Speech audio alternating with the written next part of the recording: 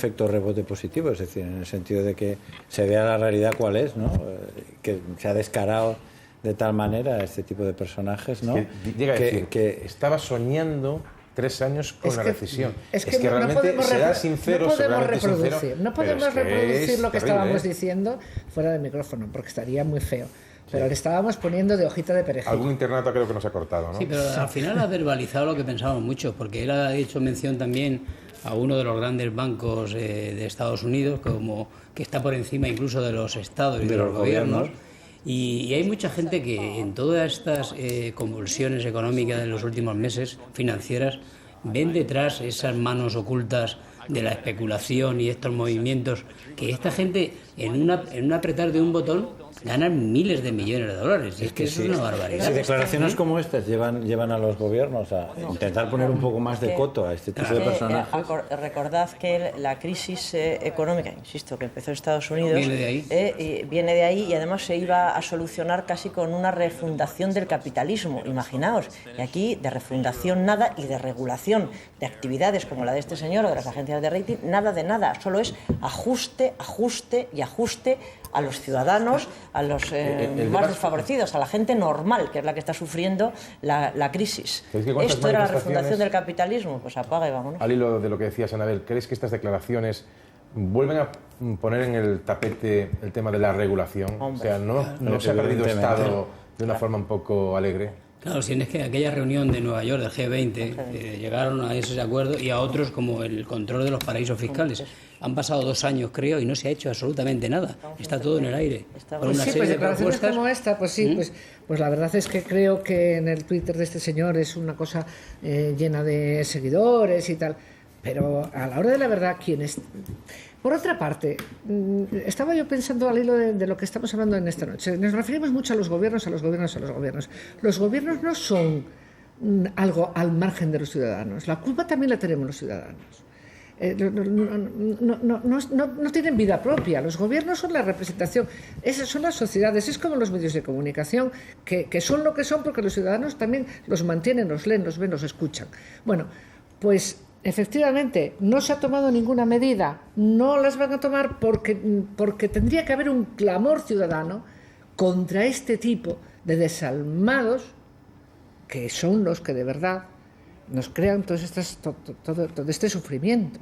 Pero es que la gente no se revela. Sí, dejamos eso y no soy del 15M ni he estado en la puerta del sol. En los últimos meses en España sí que se ha revelado la gente bastante. No mucho.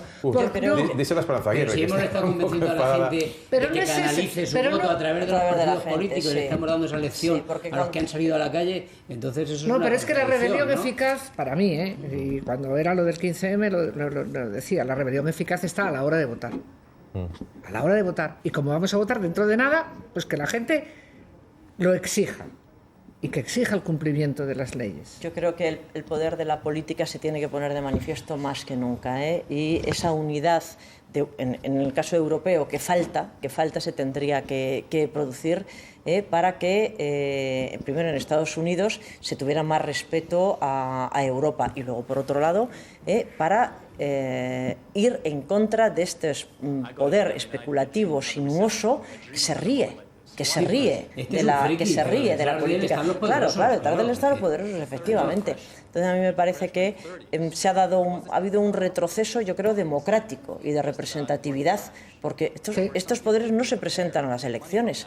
A mí me parece que sería el momento en el que la gente saliera a la calle, pero para que sus representantes, porque yo sí que creo en la representación ordenada y democrática a través de las urnas, regularan, pero eso no lo puede hacer un país. La regulación del sistema financiero, y porque esto también es causa de la desregulación del mercado, que ha habido una tendencia durante muchos años, o sea que había trabajo para todos, cada uno en su medida, y enriquecimiento o beneficios para todos. En el momento que ha venido el hachazo, han sufrido pues la inmensa mayoría de los ciudadanos, pero no los ricos y los poderosos. No pretendo hacer demagogia, pero desde luego es el momento de que la política dé un paso al frente. Pero alguien se va a atrever. Decías tú que esto, claro, no puede ser un debate nacional. En Europa, de momento, es que no hay Estados Unidos de Europa. En Estados Unidos sí que hay una persecución mucho mayor de los brokers que atentan contra las leyes del mercado, pero aquí parece que vamos un poco más por libre, o hay barra libre.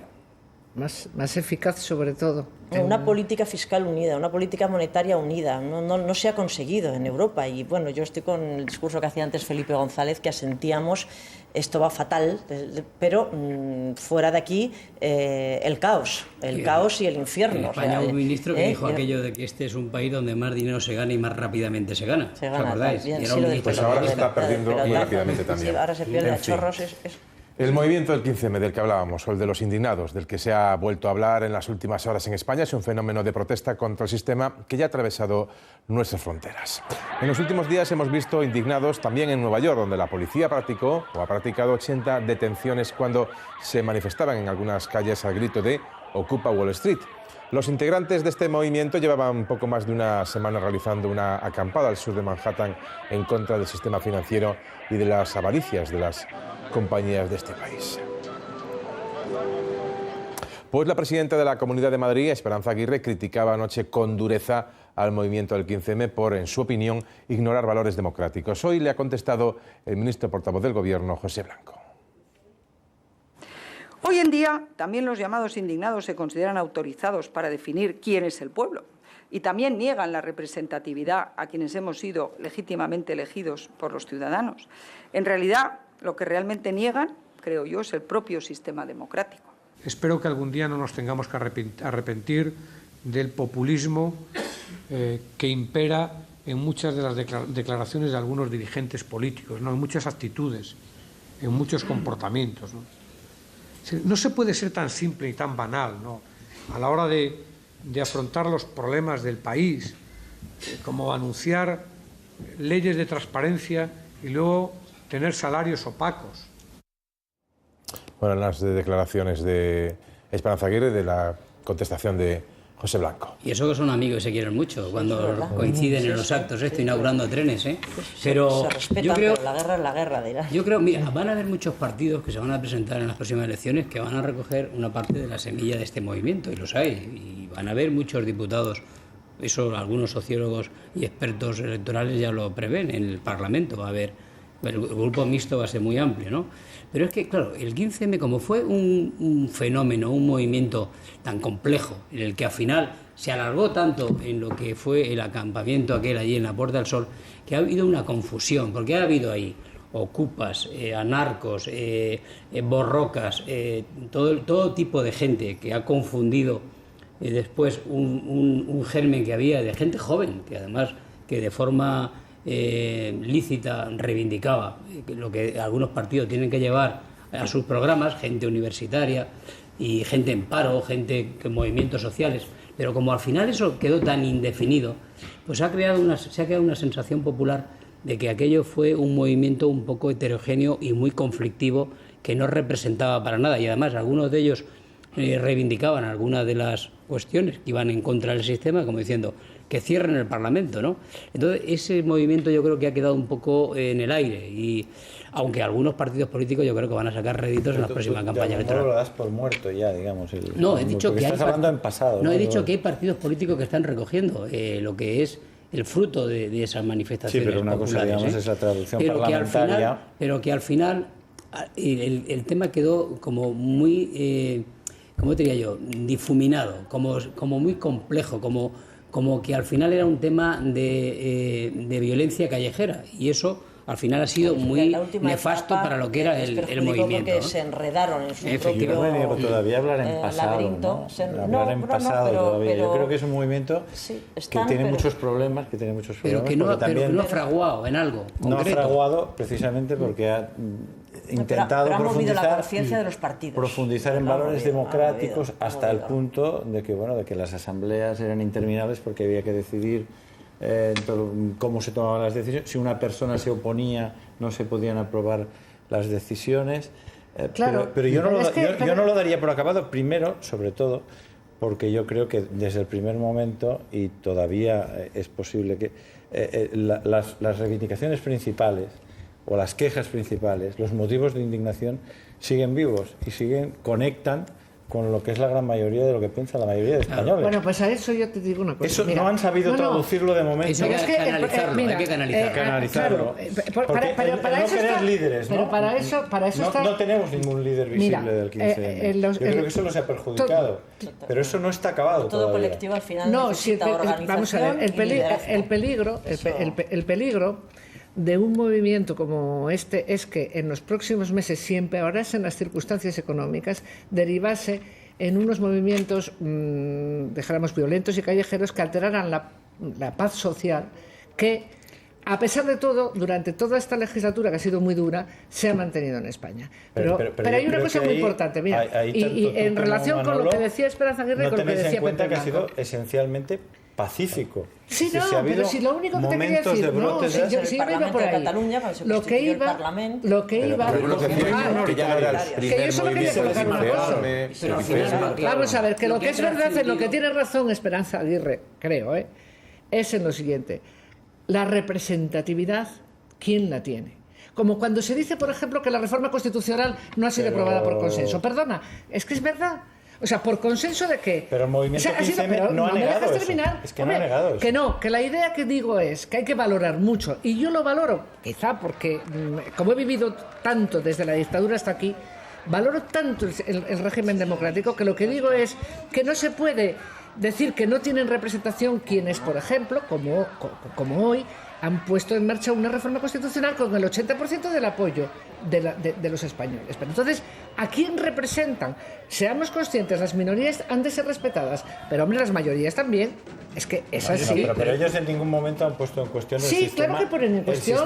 Dicen, no nos representan. Hombre, no las representarán. No nos representan porque el sistema democrático...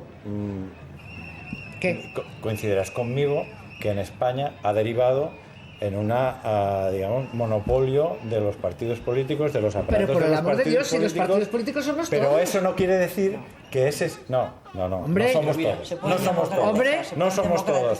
Se pueden democratizar, puede haber otros modelos de democracia, pero dentro de las normas democráticas. Ellos lo que piden es reforma de la Constitución. Ellos no piden... esto, lo que subyacía, aparte de todo, parece, seguramente con el paso de las semanas aquello se fue enquistando, o no fueron los primeros líderes, porque los primeros días sí que aparecían algunas personas que formulaban propuestas. Era una sensación, lo que a mí me transmitía por lo menos, de hartazgo. O sea, había una situación entre la ciudadanía, sobre todo la clase joven, el 45% de la población joven está en paro, y estaba harta, y lo manifestó en las calles. Y creo que eso sigue así. Vamos, esa sensación... Yo yo tengo relación con estudiantes universitarios y esa sensación la llevo percibiendo desde hace años y lustros y decenas. O sea, el ambiente universitario se mueve por ahí. O sea, que para mí no es nada nuevo. Para mí lo nuevo era esa violencia callejera. Esa reacción violenta. En la forma que termine. Pero violenta ¿dónde? Hombre, pues imagínate tú en Cataluña, en Barcelona, ese acoso a los parlamentarios cuando quisieron pero fue entrar una cosa muy en puntual Madrid. que además se desmarcó el movimiento. Pero te quiero decir que claro, eso... utilizar casos puntuales. No, pero hombre, casos puntuales, te imagina poco caso puntual que el Parlamento catalán estuvo secuestrado durante una jornada, hombre, y en Madrid y hubo ese intento también, lo que pasa es que la policía lo impidió, pero también intentaron crear la misma reacción en el Congreso. O sea, pero que después la reacción de los jóvenes, para mí no es nuevo, si mantienen ese mismo discurso, y eso es bueno. Esa respuesta o esa contestación a lo que es al establishment político. Pero si es que eso en España existe todos los días. Para mí no me ha descubierto nada nuevo, es lo que quería decir. Muy bien, pues aclaradas las cuestiones con respecto al 15M, vamos a aclarar otras cuestiones con las portadas de mañana, que nos trae, como siempre, a estas horas nuestro compañero Pepe Bas. Buenas noches de nuevo. Buenas noches, Xavier. ¿Por dónde van los tiros mañana? Lo anticipaba ya Anabel Díez, ha acertado. Las reflexiones o las promesas